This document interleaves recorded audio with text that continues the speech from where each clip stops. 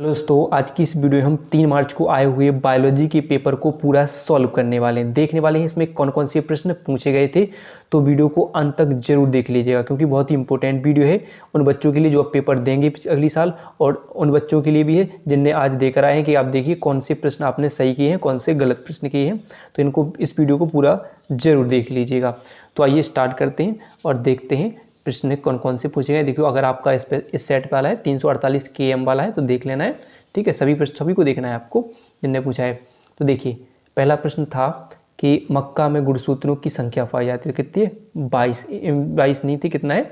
20 जोड़ी होती है। क्या होती है? मक्का में गुणसूत्रों की संख्या कितनी है? 20, ठीक है।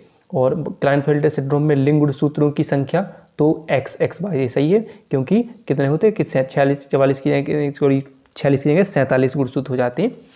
ये सही आंसर था, ठीक है।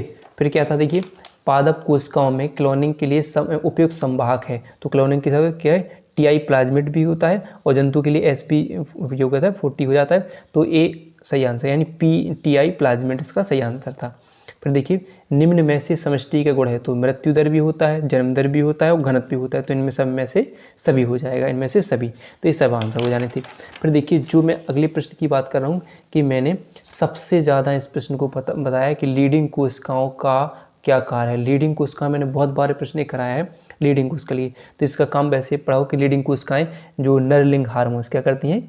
नरलिंग हार्मोन्स, जैसे कौन सा?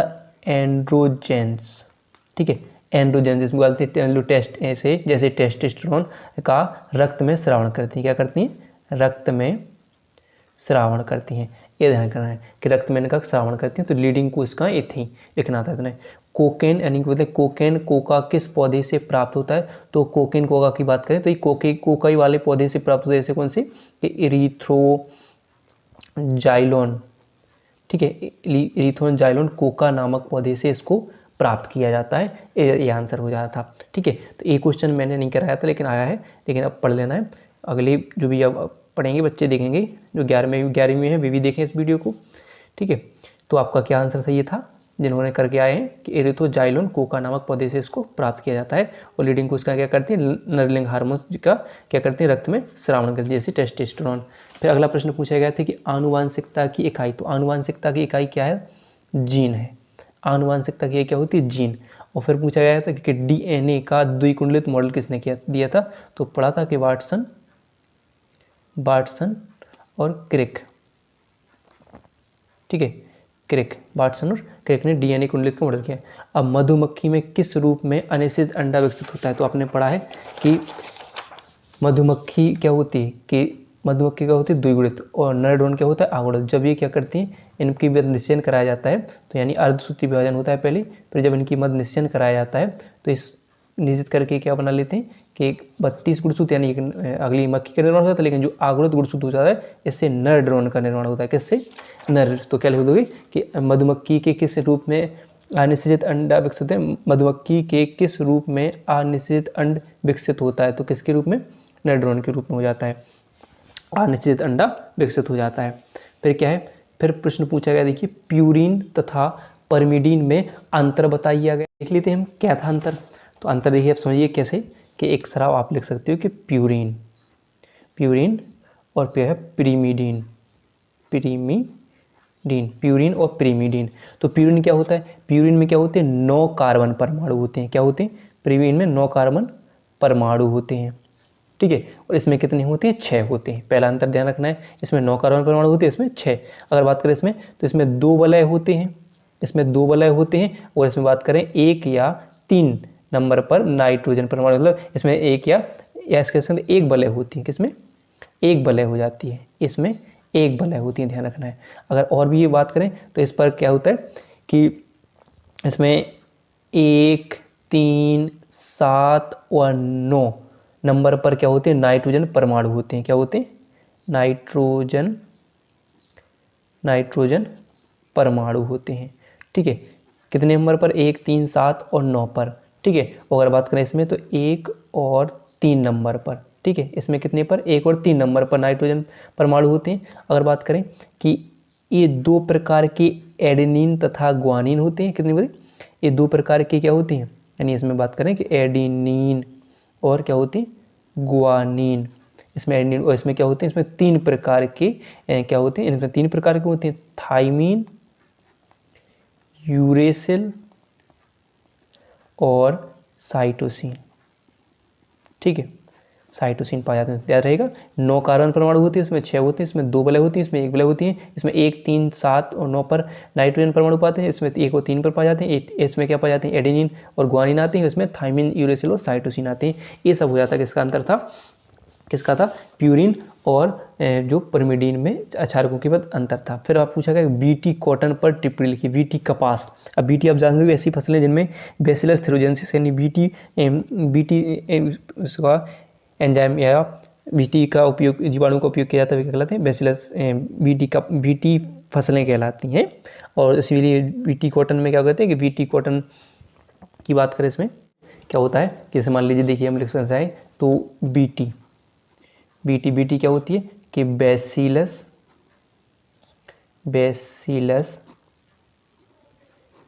थ्योरीजेंसिस क्या होती है, बेसिलस थ्योरीजेंसिस जीवाणु होता है। ठीक है, बेसिलस थ्योरीजेंसिस जीवाणु होता है। ये क्या काम करता है कि किसी भी, पहले तो क्या होता है, निष्क्रिय अवस्था में रहता है। जैसे ये किसी कीट की, यानी जो कीट जैसे जो भी पौधों को खाता है, तो उस कीट में पहुंचकर एक सक्रिय अवस्था में होता है, वो जो कीट की आहार नाल को फटाकर छिद्रित करके उसे खत्म कर देता है। तो इससे क्या होता है, इस कीट से इस जीन को निकालकर इन पौधों में, यानी जैसे मान लो कॉटन, जैसे हमने लिखा कि कॉटन, बीटी कॉटन या कपास में डाल दिया जाता है। इस प्रकार इनका बीटी कपासों का क्या हो जाता है, निर्माण हो जाता है। और ये क्या हो जाता है, बीटी कपास पर एक क्या होता है, एक शलभकृमि क्या होता है, शलभकृमि पर एक प्रभाव नहीं पड़ता, कोई भी शलभकृमि इस पर प्रभाव नहीं पड़ता और उत्पादन बढ़ जाता है। मतलब कोई भी इस पर फिर क्या कर सकता है कि इन पर कोई प्रभाव, कोई भी कीट आता है उसको डायरेक्ट क्या होती है, जो जीन उनमें समाविष्ट किए गए हैं, तो वही काम करते हैं कि बेसिलस थ्योरीजेंसिस कि उस कीड़े की आहार नाल में जाकर उसको फटा देते हैं, जिनसे बीटी कपास को कोई नुकसान नहीं होता। यानी जिन फसलों में बीटी का उपयोग कर देते हैं, बीटी बेसिलस थ्योरीजेंसिस का, उन्हें हम बीटी फसलें कहते हैं, इसीलिए बीटी कपास कहा जाता है। तो कैसे किया जाता है कि किसी भी बेसिलस थ्योरीजेंसिस को, किसी भी जीवाणु जब वो निष्क्रिय अवस्था में होता है, फिर वो क्या हो जाता है, किसी जीव के कीट में किसी कीट में के आहार नाल में जाता है, तो उसे खत्म कर देता है। ठीक है, और फिर क्या करते हैं, अगर हम उसका उपयोग हम क्या करें, इस बीटी का किसी पादप के जीन से निकालकर किसी दूसरे पादप में डाल दें, तो वो क्या कहलाते हैं कि ऐसे हमने बीटी का निर्माण करते हैं। इस प्रकार हम बीटी कपास का निर्माण कर सकते हैं। और बीटी कपास जब क्या होता है कि अगर बीसी कपास का निर्माण कर लिया जाता है और बीटी कपास पर अगर कोई भी शलभकृमि यानी कोई भी कीड़ा अगर जाता है, तो उसका कोई प्रभाव नहीं पड़ता, उसकी उत्पादन क्षमता बढ़ जाती है। और जीव विष को बनाने के लिए इसमें क्या करते हैं, हम क्राइजीन, जो भी जीव विष बनाते हैं जिससे भी जीन का उपयोग करते हैं, उसे क्राइजीन कहते हैं। तो ऐसे आपको पढ़ लेना अच्छे तरीके से, पढ़ा हुआ लिखा होगा आपने। तो फिर क्या कहते हैं, टाइफाइड ज्वर पर टिप्पणी। टाइफाइड पढ़ा है कि साल्मोनेला टाइफाइड के लिए टाइफाइड कैसे होता है, और आपको देखना है कि किसके द्वारा होता है। तो हमने पढ़ा है किसके द्वारा होता है, साल्मोनेला टाइफी द्वारा होता कैसे, गंदा खाना खाने से, पानी पीने से, ये सब क्या होता है, साल्मोनेला टाइफी होता है। इसके लिए कौन सा, बिडाल परीक्षण किया जाता है, बिडाल परीक्षण किया जाता है। ऐसे आपको लिखना था पूरा, बिडाल परीक्षण किया जाता है। ठीक है, फिर देखिए अगला प्रश्न जो आपसे पूछा गया था उसकी बात करें तो समष्टि और समुदाय में अंतर बताइए, पूछ लिया गया था। करेंगे इनके अंतर की। तो अगर हम लिखना चाहें तो समष्टि क्या होती है, समष्टि की बात करें तो एक जाति या कह सकते हैं एक जाति की विशिष्टियों का समूह, जिनमें हम क्या कहते हैं परस्पर प्रजनन के द्वारा जनन संतति उत्पन्न होती है, वे क्या कहलाती हैं, समष्टि। अब कह सकते हैं कि जो भी एक समय में एक ही भौगोलिक क्षेत्र में रहते हैं, वे सब क्या कहलाती हैं, समष्टि कहलाती है, जहाँ पर फिर जन्म दर, मृत्यु दर और घनत्व इन सब का एक कारण होता है। तो यही क्या कहलाए, समष्टि। अगर आप लिखना चाहो तो आप लिख दो, कैसे लिखोगे कि क्या लिखोगे कि एक जाति की जो विशिष्टियों का समूह जिनमें परस्पर प्रजनन के द्वारा जनन क्षमता संपत्ति नहीं, जिनमें प्रजनन के द्वारा संतान उत्पन्न होती है, और जो एक भौगोलिक क्षेत्र में रहते हैं, वे सब क्या कहलाते हैं, समष्टि कहलाते हैं। और समुदाय की बात करें तो जीवों की समष्टियों के ऐसे समूह जो विभिन्न जातियों से संबंधित होते हैं, यानी समुदाय क्या होते हैं, अलग अलग समुदाय, यानी अलग अलग संबंधित रहते हैं, परंतु एक ही प्रवासी क्षेत्र में रहकर परस्पर अंतःक्रिया करते हैं, यानी बिल्कुल एक ही क्षेत्र में रहकर क्या करते हैं, अपनी क्रियाओं को पूरा करते हैं, क्या कहलाते हैं, समुदाय कहलाते हैं। अब पारिस्थितिकी तंत्र क्या होते हैं, तो पारिस्थितिकी तंत्र का महत्व आप परिस्थिति जानते हो कि जो वातावरण है और वातावरण को प्रभावित करने के लिए बात पारिस्थितिकी तंत्र पर मानव के महत्व को समझाइए। तो आप लिख सकते थे कि मान लीजिए कि पहले क्या होती थी, परिस्थिति की बात करें तो पहले क्या होती है कि जनसंख्या कम होती थी, तो हम क्या करते, केवल हम आवास भोजन पर ही निर्भर रहते थे वैसे। लेकिन जैसे जैसे जनसंख्या बढ़ती जा रही है वैसे हम क्या करते हैं, पारिस्थितिक तंत्र यानी उत्पादक उपभोक्ता इन सबको क्या करते हैं, नुकसान पहुँचाते जा रहे हैं, जिससे क्या होता जा रहा है कि जो पारिस्थितिक तंत्र को खतरा होता जा रहा है किससे, मानव से। तो ऐसे आप अपने बना के और लिख सकते थे अपने तरीके से। फिर प्रश्न पूछा गया था, देखिए आसंग जनन क्या होते, आसंग जनन किसे कहते हैं, उदाहरण सहित समझाइए। देखो बहुत इंपॉर्टेंट है, अब 3-3 नंबर के। फिर पूछा गया था न्यूक्लियोसाइट्स क्या होते हैं, समझाइए। देखो बहुत ही इंपॉर्टेंट, मैं बता चुका हूँ, आसंग जनन, न्यूक्लियोसाइट, ये आपको लिख लेना है, कर लेना है। फिर देखो आनुवांशिक इंजीनियरिंग, बहुत ही इंपॉर्टेंट प्रश्न आया था, मैंने पहले भी इसको भी बताया था। ओपिड्स ड्रग्स, ओपिड्स क्या होते हैं, नशीली दवाइयाँ क्या होती हैं जो हमारी केंद्रीय तंत्रिका तंत्र को ख़त्म कर देते हैं, जैसे हीरोइन, चरस, ये सब क्या होती हैं, हीरोइन, कोकेन, ये सब ओपिड्स कहलाते हैं, ड्रग्स कहलाते हैं, नशीली दवाइयाँ कहलाती हैं। इन पर टिप्पणी बहुत बता चुका हूँ मैंने के लिए भी। और मैंने देखो एक बार दो पेपरों में मैंने मानव शुक्राणु की संरचना बनाने के लिए कहा था और एक अपूर्ण प्रभाविता मैंने कराया। इन 2 अंक वाले 3 अंक वाले मेरे प्रश्न वीडियो पिछली देख लीजिएगा, आप खुद उसमें देख सकते हो कि मानव शुक्राणु का चित्र बनाने के लिए कहा गया था उसमें पेपर में अपूर्ण प्रभाविता के नियम को समझाया था कि जो, ठीक है, अपूर्ण प्रभाविता। और फिर देखिए पूछा गया प्रतिजैविक क्या होते हैं, जैसे प्रतिजैविक की वो मानव इसका मानव जीवन पर क्या महत्व है, प्रतिजैविक। और चिकित्सा के क्षेत्र में प्रौद्योगिकी का उपयोग, ये प्रश्न करा चुका हूँ मैं, ठीक है। जो अभी तक, ठीक है, रासायनिक उर्वरक तथा जैव उर्वरक में अंतर क्या थे, रासायनिक उर्वरक कौन होती है, जैव खाद कह सकते हैं, खाद हो जाते हैं। प्लाज्मिड क्या होते हैं, इसको समझाइए। पादप अनुक्रमण किसे कहते हैं, चाहिए। प्रतिरक्षा पर टिप्पणी, 2 बार प्रश्न, प्रतिरक्षा बहुत important, t lymphocyte, b lymphocyte, ये सब कोशिकाएं प्रतिरक्षा प्रकार की, इनके बारे में लिखना था, ठीक है। और देखो ये तो मैंने खुद अपने जो 2 अंक वाले 5 मतलब 2-3 अंक वाले प्रश्न में बताया था। आर्द्र चक्र पढ़ना है, लेकिन 5 अंक में आया है पढ़ना, आर्द्र चक्र का चित्र वर्णन करने के लिए आ गया। और एक प्रारूपी आवृत बीजी बीजांड का चित्र जो आपने पढ़ा होगा, एक ऐसा वाला चित्र जो बीजांड के लिए, ठीक है, जो ऐसे पढ़ा होगा वो आवृत बीजी बीजांड का चित्र बनाने के लिए आ गया इसमें।